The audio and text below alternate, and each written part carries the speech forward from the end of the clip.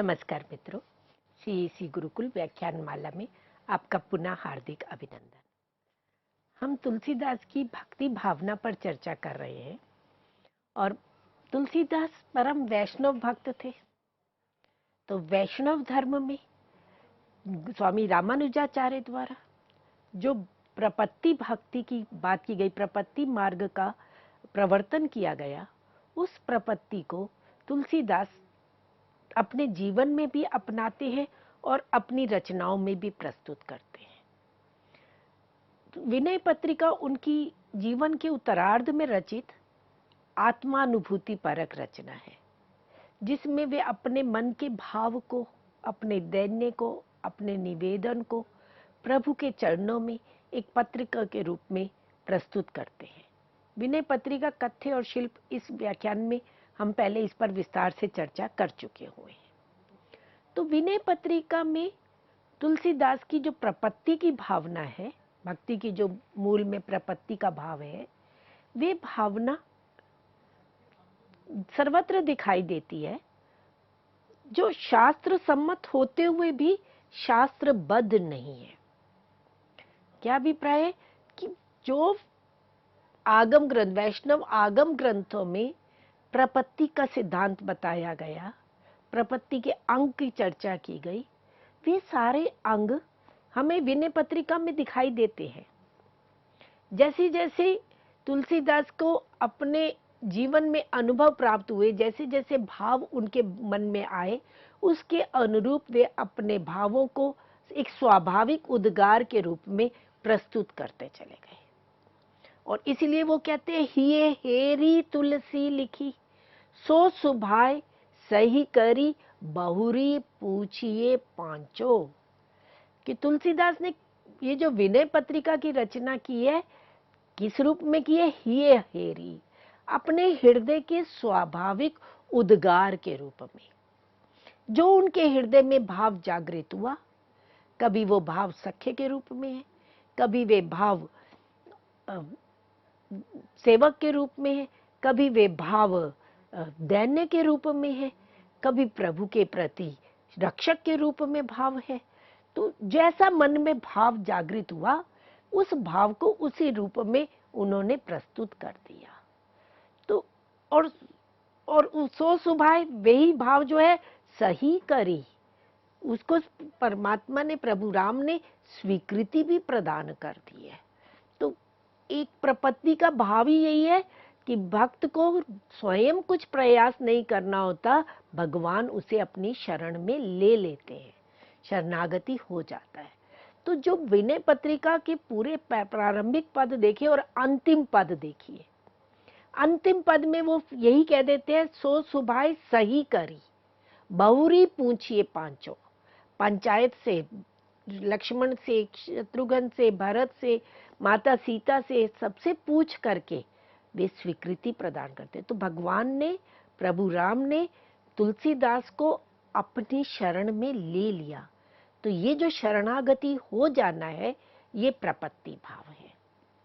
तो इस तरह से जो शास्त्रों में वर्णित प्रपत्ति है, उस रूप में अगर हम देखें तो तुलसीदास ने वैसा क्रमबद्ध नहीं बताया, परंतु उनके पदों में, विनय पत्रिका के पदों में शास्त्रबद्धता नहीं है, वे शास्त्रों से बंधे हुए नहीं है।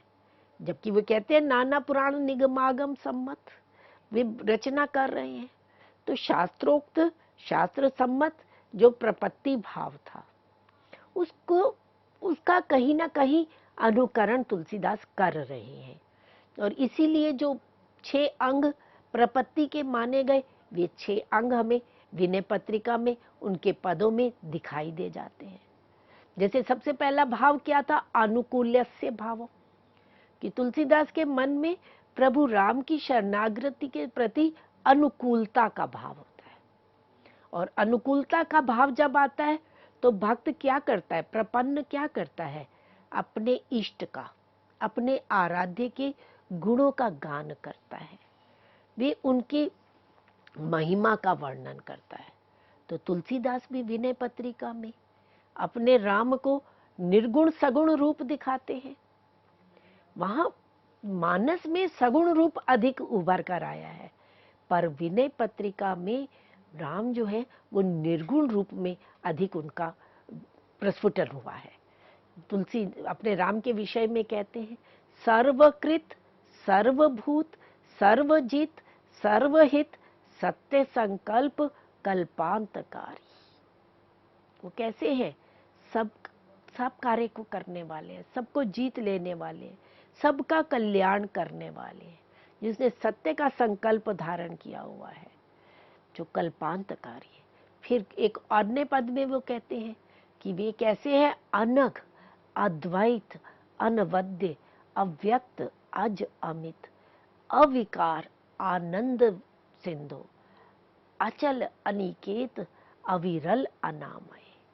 यहाँ देखिए प्रभु के लिए जितने गुणों का वर्णन किया है, एक और तो तुलसीदास के शब्द भंडार का पता चलता है कि उनके पास अप्रतिम शब्द, कोई भी शब्द की पुनरावृत्ति नहीं हो रही है और प्रत्येक शब्द अपने आप में सार्थक है।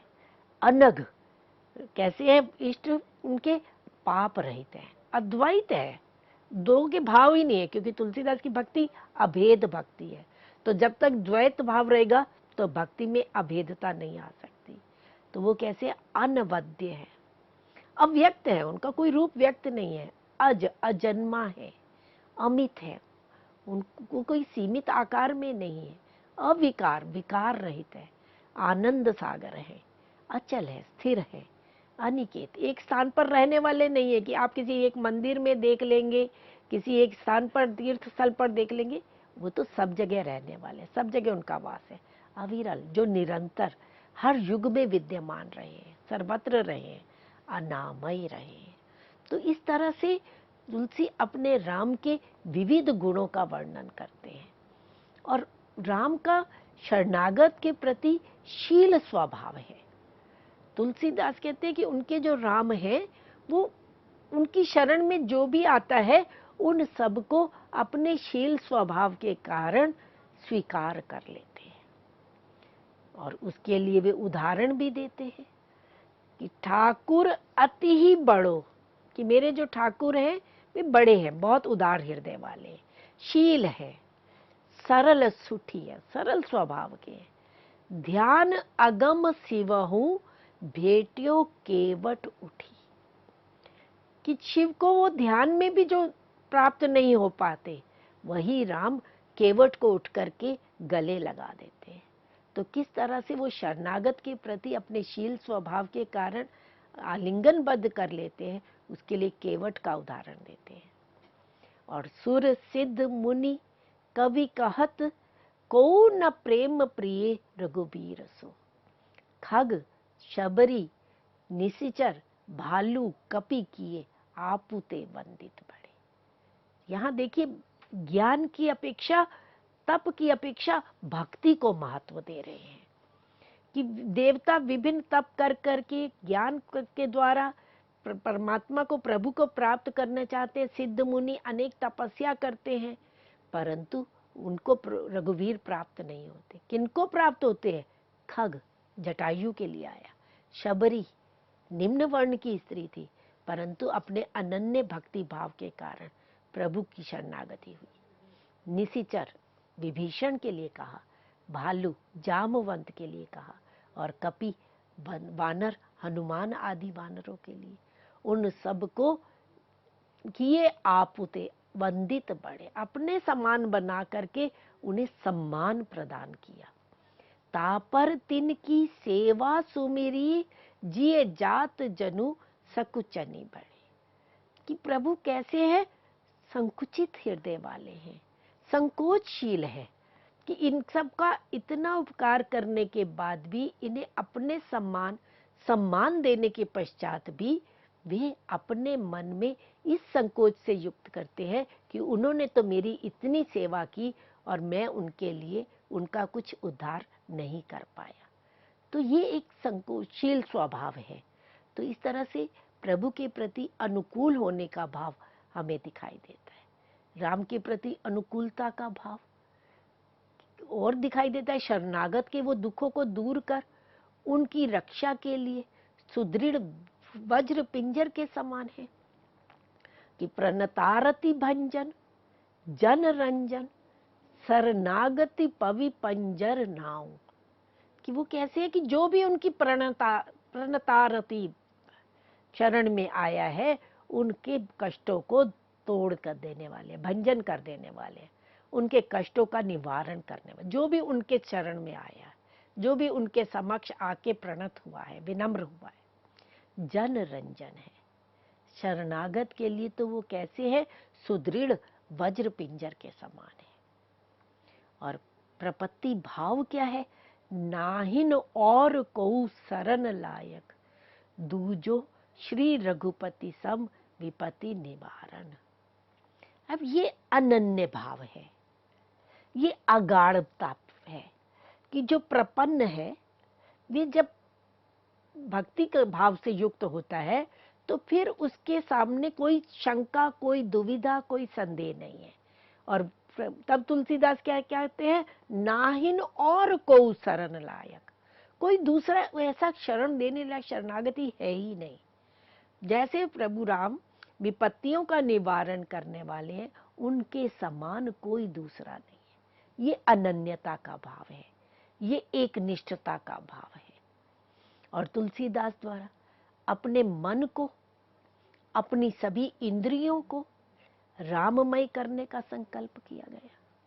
क्योंकि जब तक नवदा भक्ति में भी उन्होंने इंद्रिय निग्रह की बात की थी कि भक्ति तभी प्राप्त हो सकती है जब इंद्रियों का निग्रह किया जाए, मन को वश में किया जाए। और इसीलिए विनय पत्रिका में वे बार बार अपने मन को, अपनी जीवा को प्रबोधित करते हैं। और क्या कहते हैं, श्रवण कथा मुख नाम हृदय हरि सिर प्रणाम सेवा कर अनुसरो नयननि निरखी कृपा समुद्र हरि अग जग रूप भूप सीतावरु।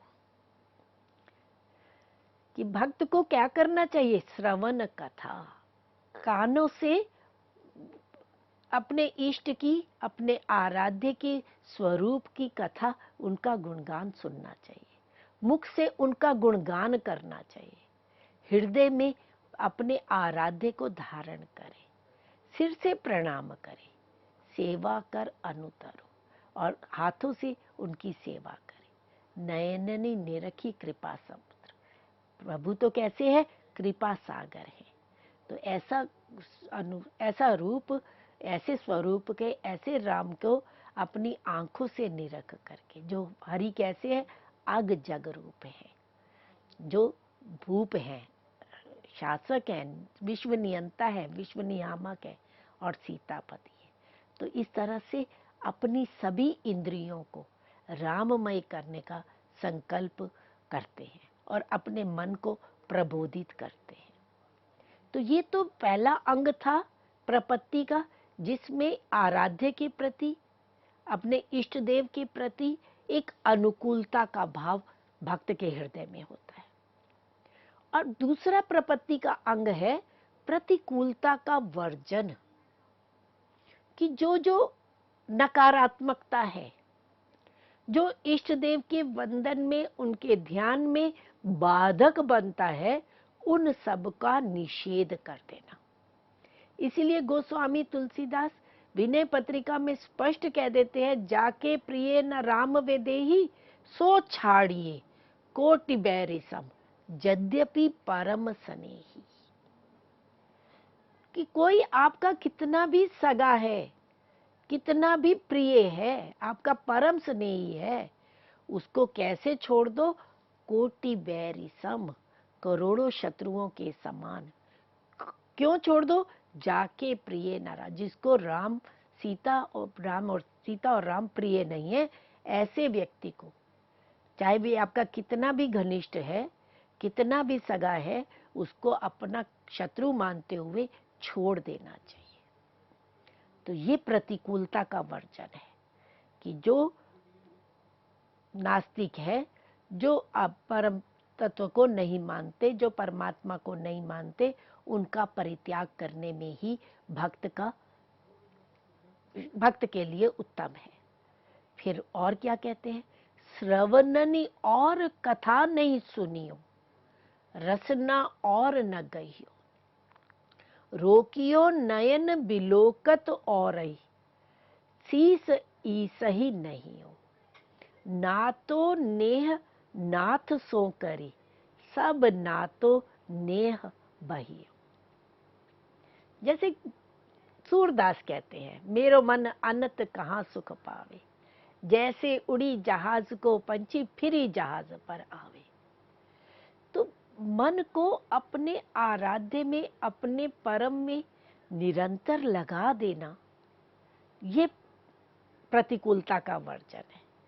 कि मन में कहीं कोई संकेत नहीं, आज एक की आराधना कर रहे हैं, भजन कर रहे हैं, कल लगा कि नहीं ये तो उत्तम नहीं है, दूसरे देव को मान लिया। कभी भगवान के किसी एक स्वरूप की वंदना कर रहे हैं, कभी दूसरे स्वरूप की वंदना कर रहे हैं, कभी तीसरे स्वरूप की। कभी वो ज्ञान मार्ग की ओर बढ़ रहे हैं, कभी योग मार्ग की ओर बढ़ रहे हैं, कभी कर्म मार्ग की ओर बढ़ रहे हैं। तो वो कहते हैं कि एक निष्ठता होनी चाहिए। श्रवणनी और कथा नहीं सुनिया, कि कान जो है केवल अपने परम आराध्य के ही गुणों को सुने, उनके चरित्र का ही श्रवण करे और कोई कथा ना सुने। रसना और न गइयो, और जीभ से भी किसी और का गुणगान ना किया जाए।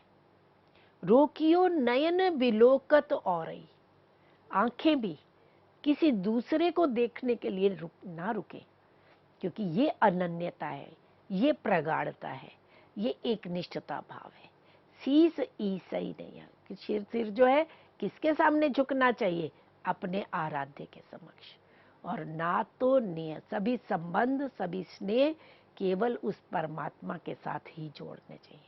और सब ना तो नेह भयो, अन्य सभी संबंध, सांसारिक लौकिक संबंधों को, लौकिक प्रेम को छोड़ करके केवल उस परम ईश्वर के साथ संबंध जोड़ना ही, ये भक्त का गुण है, ये भक्त की लक्षण है। और भक्त प्रपन्न जो भक्त है, जो प्रपत्ति भाव से युक्त है, जिसने अपना सर्वस्व समर्पण कर दिया है, तो उसके मन में अपने शरणागत के प्रति, प्रभु जो शरणागत है उनके प्रति एक विश्वास होना चाहिए।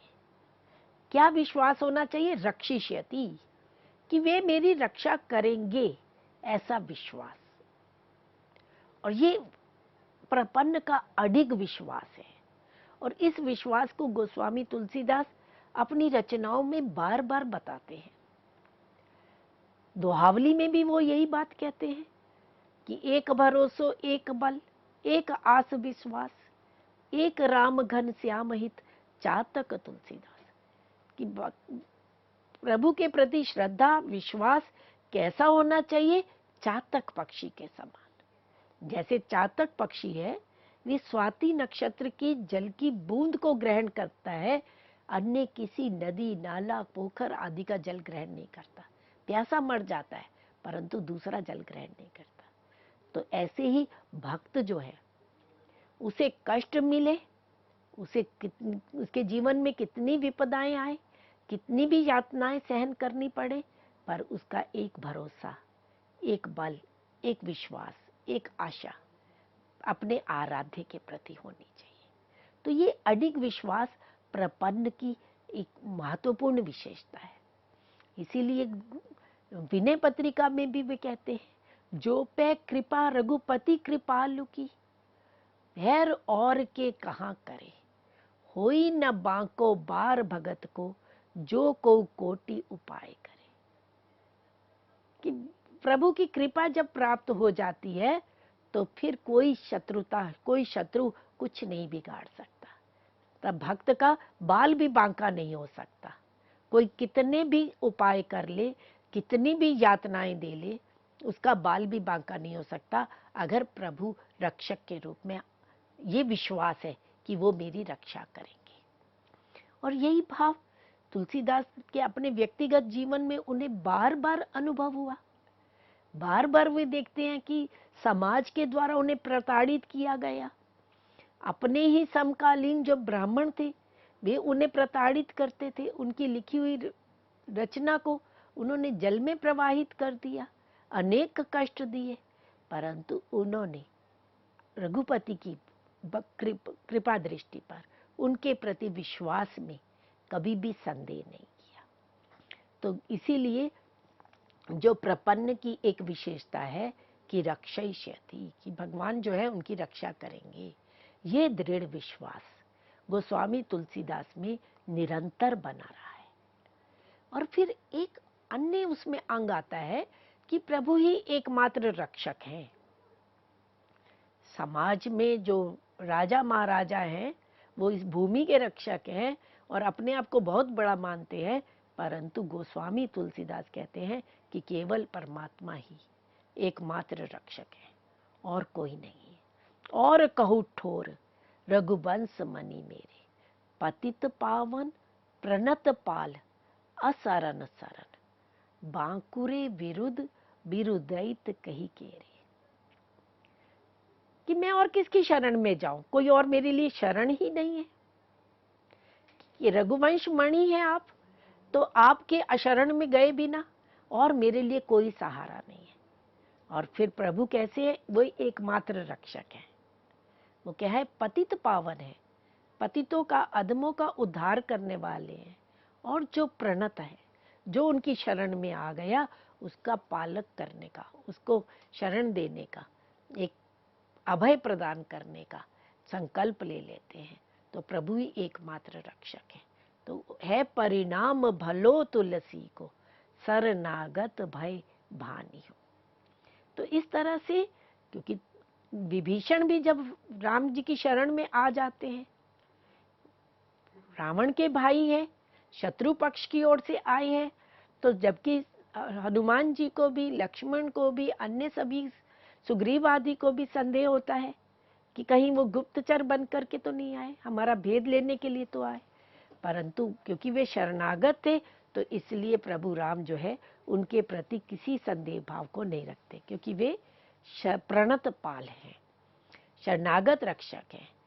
केहू भांति कृपा सिंधु मेरी ओर हेरिए, मोको और ठोर ना सुटेक एक तेरिए। कि किसी भी प्रकार से हे कृपा सिंधु, आप बस मेरी ओर एक बार देख लीजिए, मेरे लिए कोई और ठोर नहीं है और कोई सहारा नहीं है।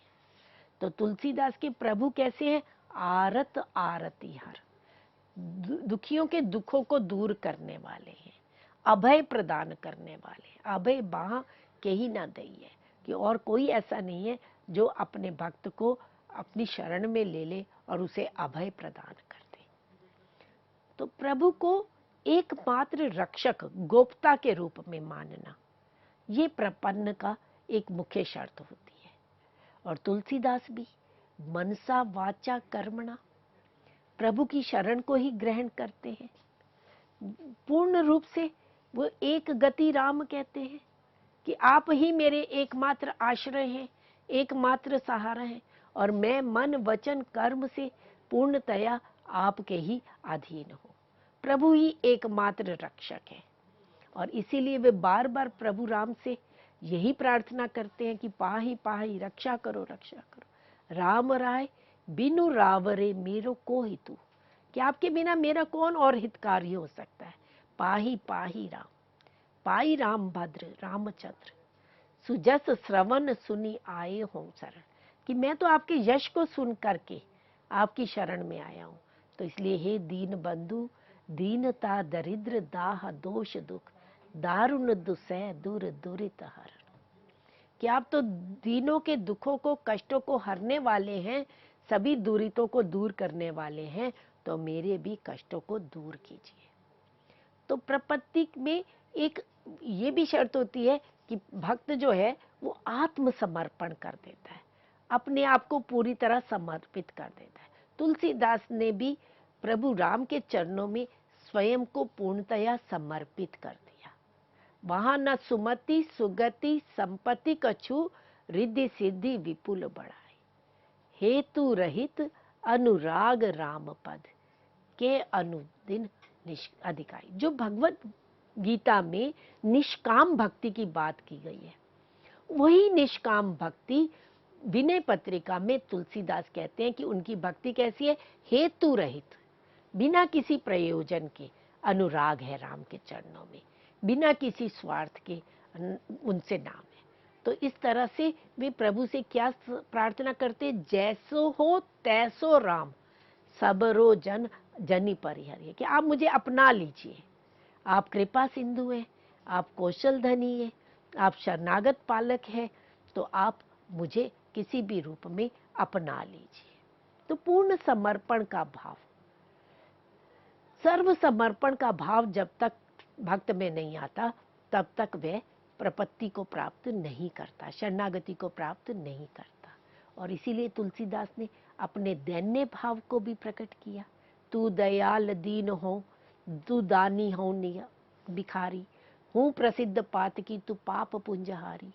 तो वे स्वयं को दीनहीन कहते हैं और प्रभु को दयालु कहते हैं, स्वयं को भिखारी कहते हैं, पतित कहते हैं, और प्रभु को दानशील कहते हैं।